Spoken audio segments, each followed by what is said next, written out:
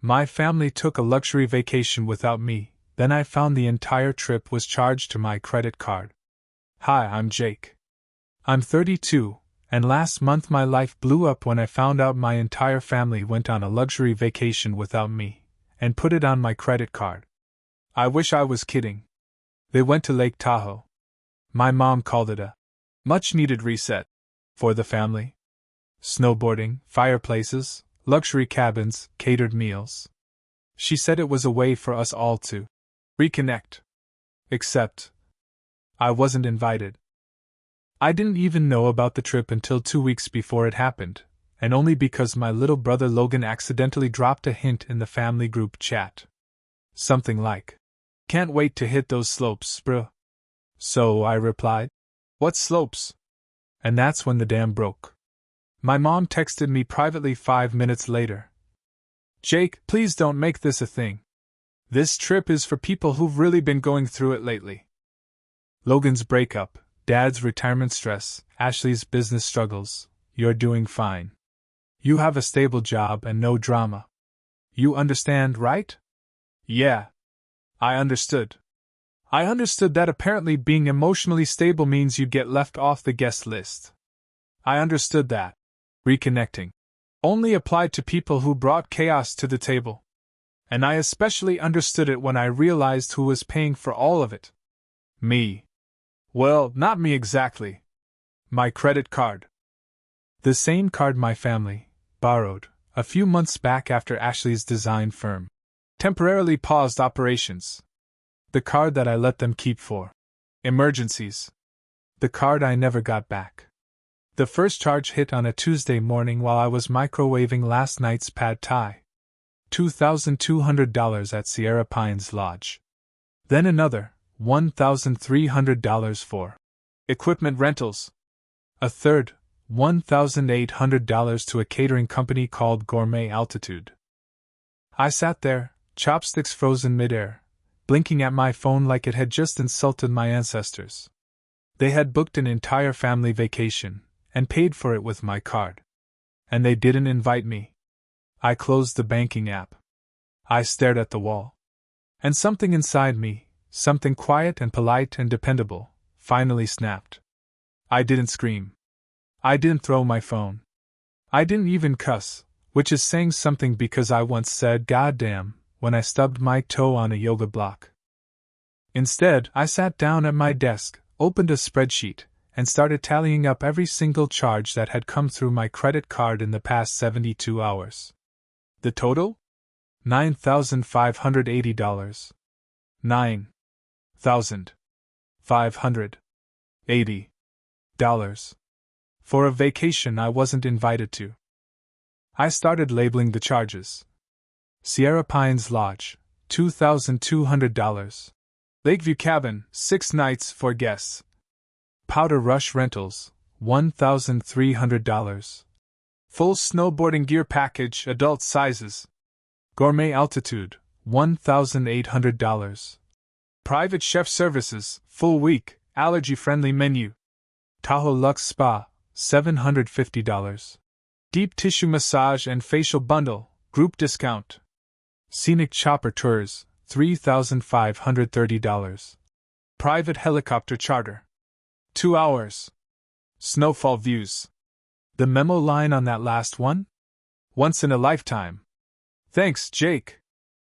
I stared at that note like it might physically punch me through the screen. Thanks, Jake. Thanks for the helicopter ride I wasn't on. Thanks for the luxury cabin I wasn't sleeping in.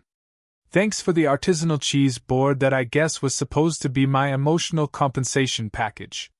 And here's the kicker, not a single one of them thought I'd notice. That's how invisible I'd become. It wasn't always like this. I used to be the center of things, believe it or not. I was the one who kept family holidays on track. The one who fixed Dad's printer every other week. The one who helped Ashley write her entire website bio when she decided she was a lifestyle curator.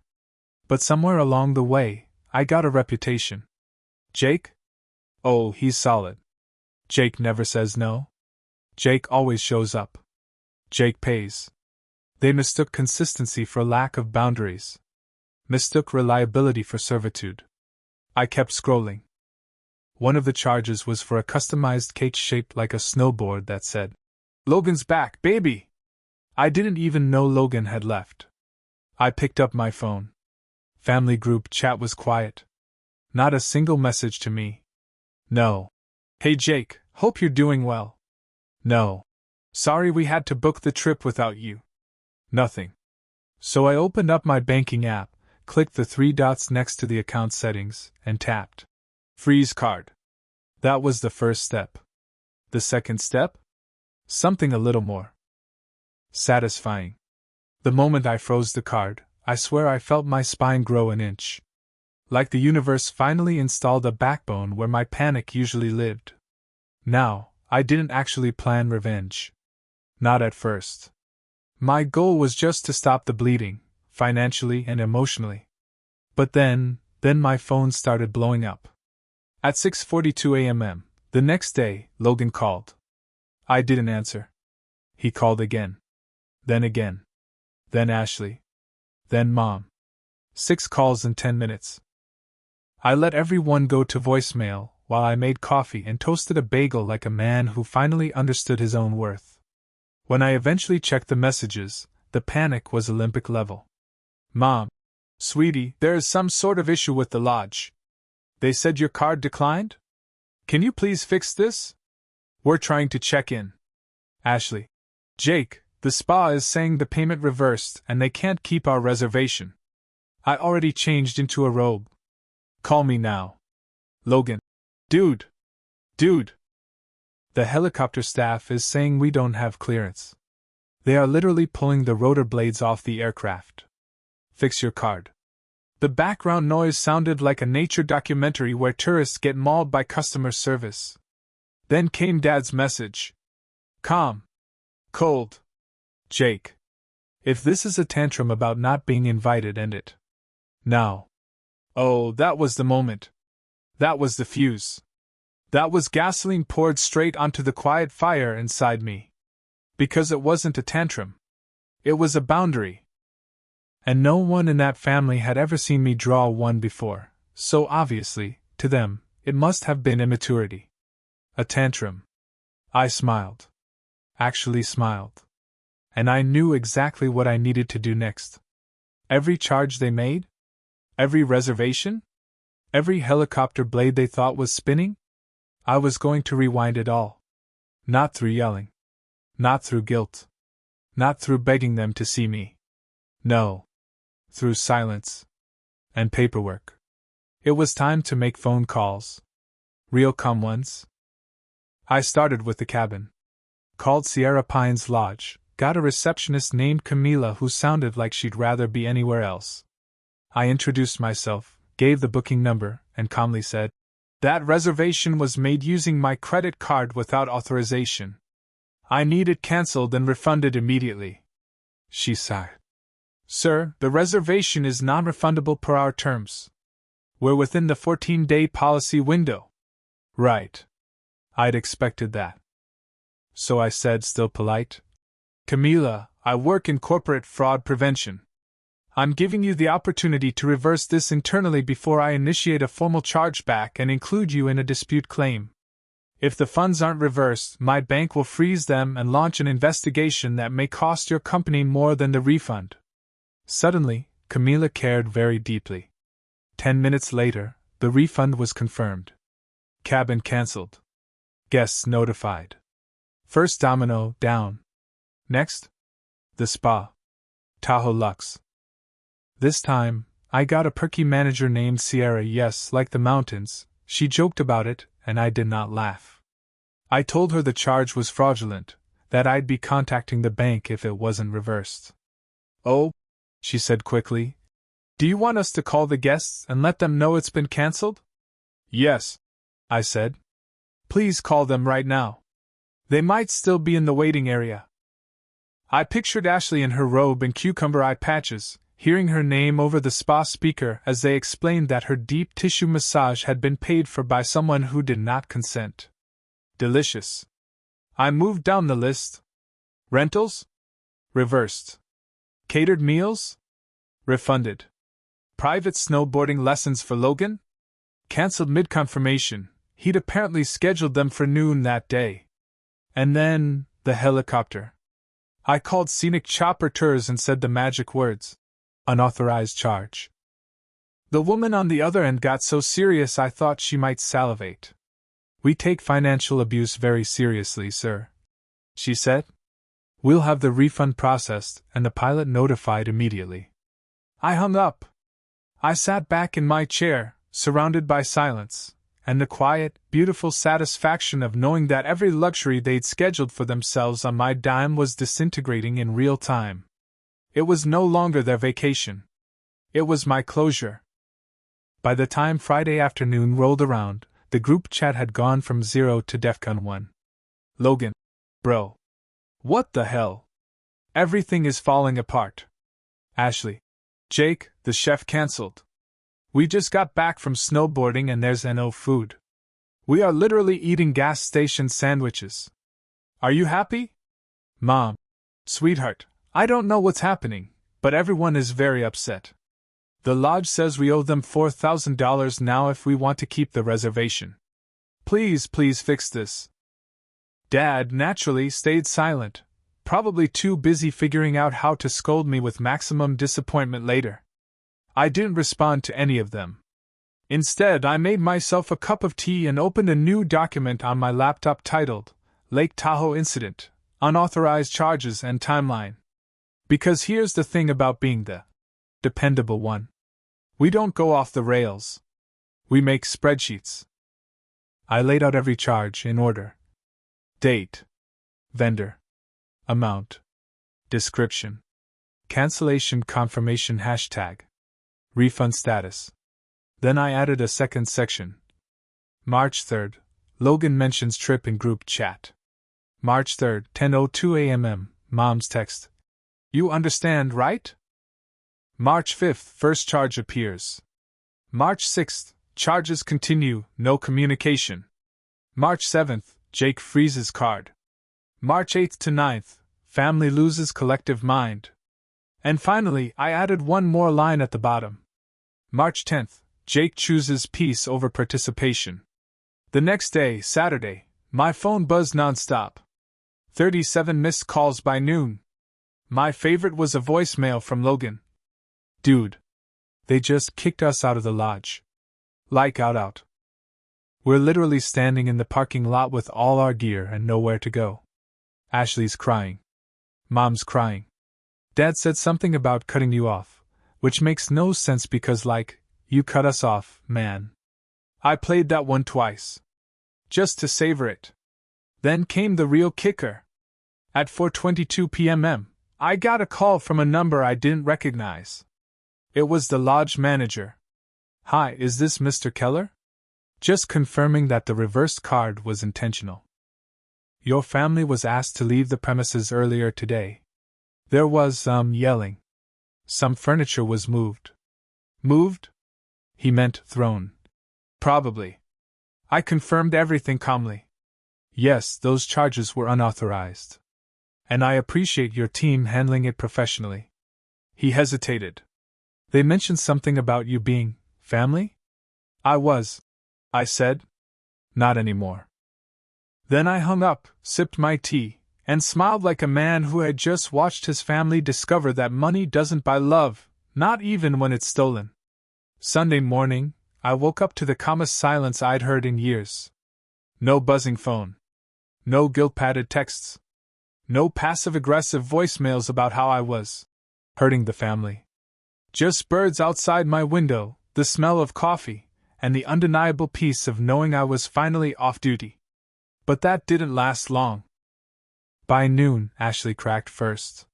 She sent a 3-paragraph monologue that started like this. You have no idea what you've done, Jake. That trip was supposed to help us reconnect. Logan and I haven't gotten along in months. Mom's been so stressed. Dad's blood pressure is up. I needed that massage. And now we're back in Sacramento sleeping in Logan's roommate's gaming den because Mom didn't want to go home early and admit defeat. Are you proud of yourself? Then Logan chimed in. You nuked the whole trip. Like dropped a bomb and walked away level sabotage. You ruined everything. My mom followed up with a quieter but classic. Jake, I know you felt left out, but this wasn't the way to handle it. You're better than this.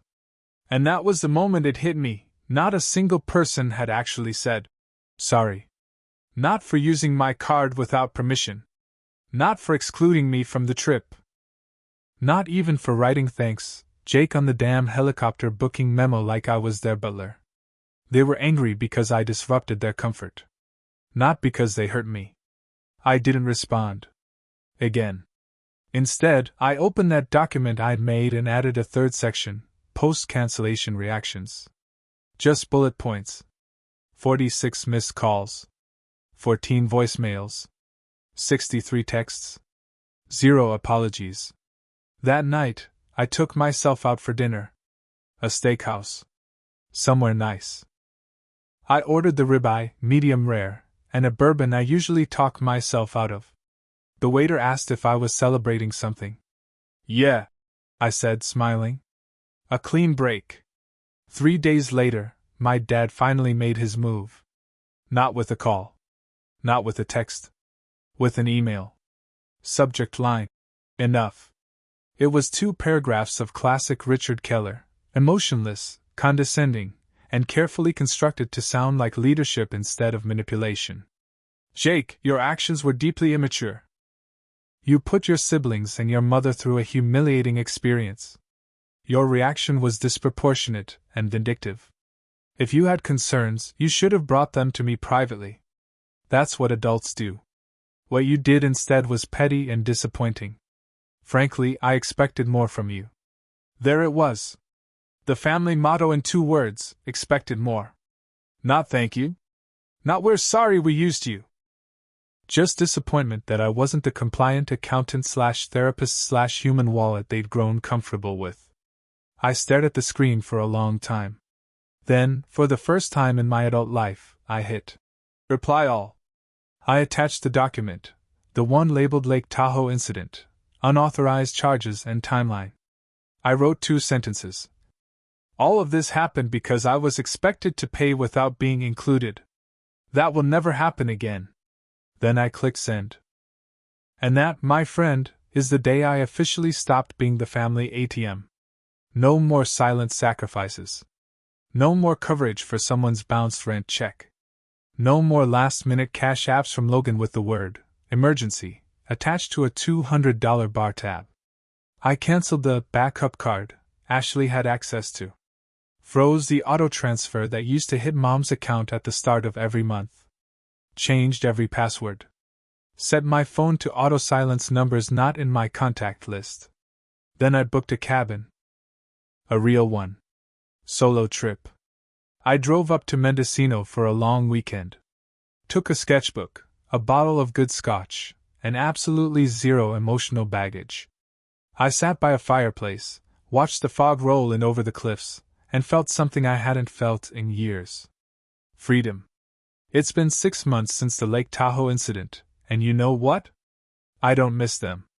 Not the calls asking for favors dressed up as quick things. Not the endless emotional bartering where love was measured in financial contributions and silence. Not even the holidays, which, without fail, always turned into full-scale productions of Jake, Can You Fix This? Featuring your favorite cast of grateful when it's convenient relatives. The peace I have now? It's weird at first. You keep waiting for the guilt. The ache. The maybe I overreacted. But it never really comes. Because it wasn't overreaction. It was correction. Setting a boundary doesn't mean you stop loving people. It just means you stop letting them love you wrong. Logan eventually Venmo requested me for gas plus emotional damages. I declined it with a thumbs up emoji. Ashley posted a vague Instagram story about being betrayed by someone you thought was your rock. I didn't even view it. Someone else screenshotted it and sent it to me. I blocked them both. My mom wrote a handwritten letter. Mailed it. 3 pages, front and back. She talked about how she never realized I felt so distant. And how we always thought you liked helping. She ended it with, "I hope we can be a family again someday." I didn't respond. Because we were never really a family. We were a system. A hierarchy. A bank with feelings. Now I've got a new system. Friends who split the check. Coworkers who respect my boundaries. A therapist who calls me out when I start slipping back into fixer mode. And weekends where I do whatever the hell I want, because nobody is texting me a last-minute crisis that requires my wallet and my soul. I'm not bitter. I'm just done. And it turns out, being done tastes a lot like ribeye and bourbon and foggy mornings on a cliff with no one asking when the next payment is coming. So no, I'm not on their list. And that's the best gift I've ever given myself.